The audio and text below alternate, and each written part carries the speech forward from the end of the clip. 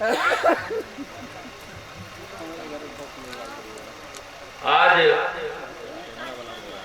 इस मेरी तपस्थली में भारत रत्न लौह पुरुष सरदार वल्लभ भाई पटेल की जयंती के अवसर पर और आज के ही दिन महर्षि वाल्मीकि जी का भी जन्मदिन है। मैं दोनों महापुरुषों को नमन करते हुए, श्रद्धा सुमन अर्पित करते हुए आज के कार्यक्रम की अध्यक्षता कर रहे सम्माननीय भोला सिंह जी, जो किसान संघ के काशी क्षेत्र के उपाध्यक्ष हैं, और आज के मुख्य अतिथि हमारे विकास खंड कुराव के, जिनके विषय में ये कहा जाता था कि ऐसे व्यापारी बाहर रहने वाले व्यक्ति को कुराव की बागडोर संभालना मुश्किल हो जाएगा, लेकिन जिस दिन से ब्लॉक प्रमुख जी ने ब्लॉक की जिम्मेदारी ली है, करीब करीब हर गांव में पहुंचना, हर लोगों की बात सुनना, इस तरह से इन्होंने कुराव विकास खंड में अपनी लोकप्रियता को बढ़ाया है। ऐसे हमारे प्रमुख जी, नगर पंचायत कुराव, जो शायद उत्तर प्रदेश की एकदम पिछड़ी हुई और बिल्कुल दक्षिणांतर यूपी और एमपी के बॉर्डर पर, जिसका कभी उदय नहीं हुआ था, केवल नगर पंचायत नाम था, और नगर पंचायत के नाम पर अगर कोई अधिकारी, कोई लोग जानना चाहते थे, उसका नामो निशान नहीं रहता था।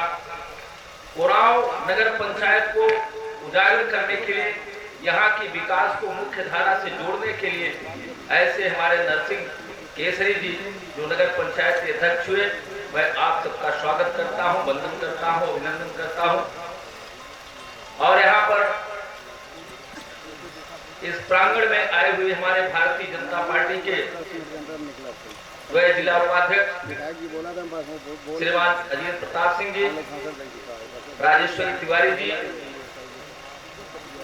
और भारतीय जनता पार्टी मंडल कुराव के मंडल अध्यक्ष संजय सिंह पटेल जी, और सामने बैठे हुए हमारे सीताराम जी। नाम बहुत है, लेकिन चूंकि आप लोगों को 4 घंटा मैंने बैठाया, 5 घंटा, इसलिए मैं अब ज्यादा विलंब नहीं करना चाहता हूं। सभी का मैं, जो इस प्रांगण में आए हुए हैं, सभी हमारे बड़े जन, सभी छोटे भ्राता, बच्चे और सामने बैठी हुई माता शक्तियां, और हमारे लोकतंत्र के चौथे स्तंभ के रूप में कहे जाने वाले पत्रकार बंधु, और जिनको आप लोगों ने सुबह से लेकर के सुनते चले आए हैं, हमारे लोक कलाकार, और जो कवि और पत्रकार देश को बदलते हैं, इतिहास को बदलते हैं, इतिहास लिखने का काम करते हैं, ऐसे हमारे युवा पीढ़ी के सभी मैं कवियों का उत्साहवर्धन करता हूं। और मैं ये चाहता हूं कि हमारे कवि इस कुराव की धरती से निकल करके उत्तर प्रदेश ही नहीं बल्कि पूरे भारतवर्ष में नाम कमा करके आएंगे, ऐसी मुझे उम्मीद है। आज यह कार्यक्रम 2 दिन पहले मेरे मन में आया, जब मैंने लौह पुरुष सरदार वल्लभ भाई के कृत्यों पर गया, उनके विचारधारों पर गया। उन्होंने एक जगह कहा था, अनेकता में एकता देश की विशेषता।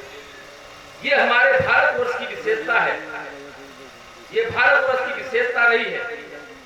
लेकिन कष्ट होता है, आजादी के बाद जब देश में कांग्रेसियों का राज्य स्थापित हुआ, सेकेंड इंग्लैंड के लोग यहाँ पर प्रशासन कर रहे थे, हमें और आपको बांटने का काम किया।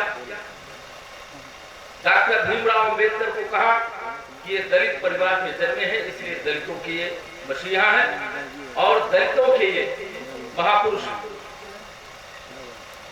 वाल्मीकि को बांटा, कहा ये दलित परिवार के हैं, दलित परिवार में जन्मे हैं, इसलिए ये दलितों के। वल्लभ भाई पटेल को कहा कि ये पटेल बिरादरी के हैं, इसलिए ये पटेलों के। बिरसा मुंडा भगवान को कहा कि झारखंड से धरती से निकल करके आए, वहां ट्राइबल रहते हैं, शेड्यूल ट्राइब रहते हैं, अनुसूचित जनजाति के लोग रहते हैं, इसलिए बिरसा मुंडा वो जनजातियों के हैं, कोरों के हैं। इस तरह से हमें आपको छिन्न भिन्न बांटने का काम किया। लेकिन 2014 से जब आपके देश में एक राष्ट्रवादी सरकार स्थापित हुई, एक भारत माता की धरती से निकला हुआ एक सच्चा सपूत, जिसके मन में ठेस पहुंचा था, वो पंक्ति याद थी कि अनेकता में एकता, देश की विशेषता, ये मेरे भारतवर्ष की विशेषता रही है, ये हमारे प्राचीन भारत की एक सभ्यता रही है, एक संस्कृति रही है। लेकिन आज लोकतंत्र के लोगों ने कुर्सी प्राप्त करने के लिए हमको छिन्न भिन्न कर दिया है। लेकिन मैं सरदार वल्लभ भाई पटेल के आदर्शों का भी पालन करूंगा, गांधी जी के चरखे को भी स्थापित करूंगा, भगवान बिरसा मुंडा को भी याद करूंगा, और जिन्होंने 365 जिन्होंने हमारा संविधान बनाया था, जिस संविधान के बल पर देश चल रहा है, उनको भी उच्च स्थान देंगे। आज भारतीय जनता पार्टी की स्थापना हुई, राष्ट्रवादी सरकार आई, केंद्र से लेकर के प्रदेश तक जिस भी ऑफिस में आप जाएंगे, जिस भी दफ्तर में जाएंगे, गांधी जी, पटेल जी और भीमराव अंबेडकर ऐसे महापुरुषों का चित्र हर ऑफिस में देखते नजर आता है। ये राष्ट्रवादी सरकार है, ये भारतीय विचारधारा के लोग सत्ता और शासन में बैठे। इसलिए जो हमारा प्राचीन भारत था, जिन्होंने सपना देखा था कि अनेकता में एकता, देश की विशेषता, आज धीरे धीरे वो उसकी स्थापना हो रही है, वो प्रारंभ हो गया है। और यहां पर बिरसा मुंडा भगवान को लेकर के तमाम छोटे छोटे दल, जिनके आगे पीछे कोई नहीं है, जिनका कोई सिद्धांत नहीं है, जिनका कोई विचारधारा नहीं है, बिना विचारधारा, बिना उद्देश्य के, बिना सिद्धांत के ऐसे लोगों ने छोटे छोटे दलों का निर्माण करके हमें आपको अलग थलग करने की भावना, जो बीजारोपण करके लोग, विदेशी लोग गए हैं, उसको पुनः उगाने का काम कर रहे हैं। लेकिन यहाँ पर राष्ट्रवादी सरकार है, हम आप सब राष्ट्रवादी हैं, हम बटने नहीं देंगे, देश को बटने नहीं देंगे, धर्म को बटने नहीं देंगे। हम भारतवर्ष के हैं, हिंदुस्तान के हैं, केवल हिंदुस्तान में हिंदू धर्म ही कायम रहेगा, और जो हिंदू धर्म को नहीं स्वीकार करेगा, जो हिंदू धर्म को नहीं मानेगा, उसको भारत में रहने का कोई अधिकार नहीं। एक सपना था पटेल जी का, जब पूरे भारत को, अखंड भारत को कायम करेंगे,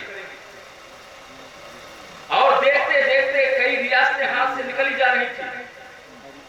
और जैसा अभी हमारे गायक कलाकारों ने भी कहा, कवियों ने भी कहा, वक्ताओं ने भी कहा कि सरदार वल्लभ भाई पटेल को आजाद भारत का पहला प्रधानमंत्री होना चाहिए था, लेकिन प्रधानमंत्री नहीं हुए, लेकिन गृह मंत्री रहते हुए कई रियासतों को भारत में मिलाने का काम किया।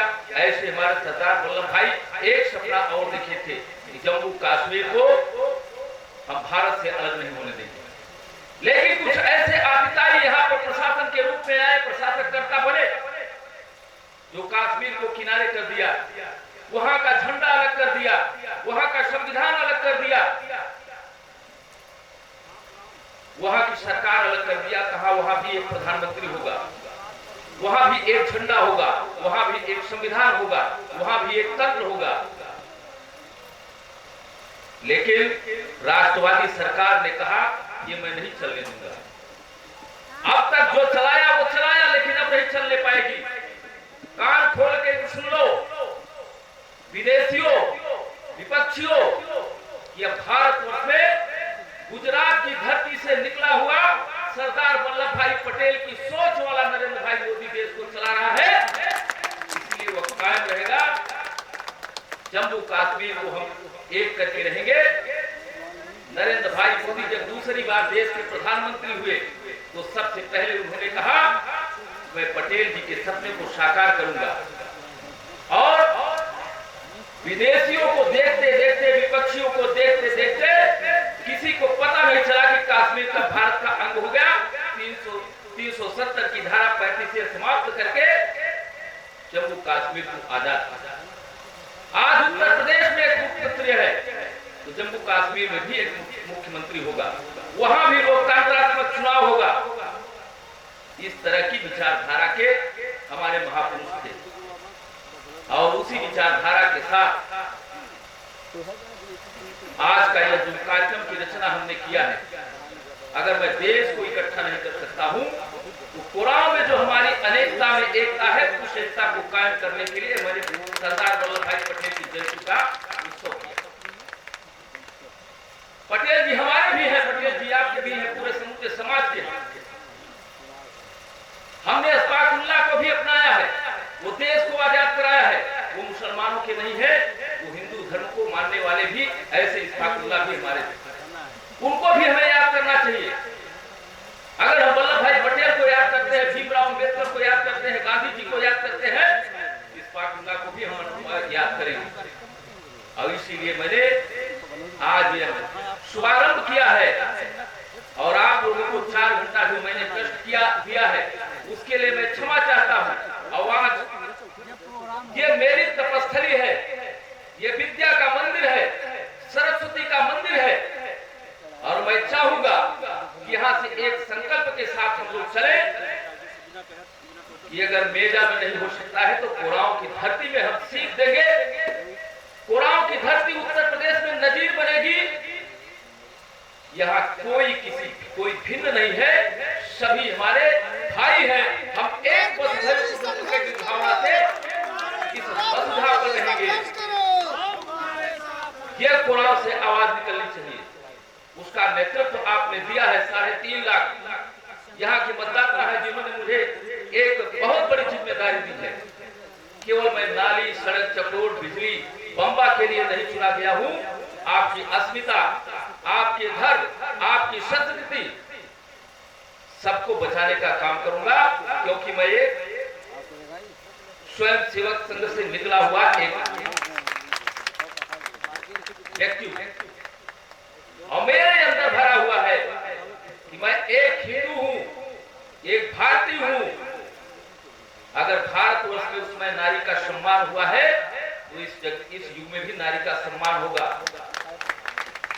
और मैं नौजवानों के लिए कहता हूं, चल पड़े जिधर वे,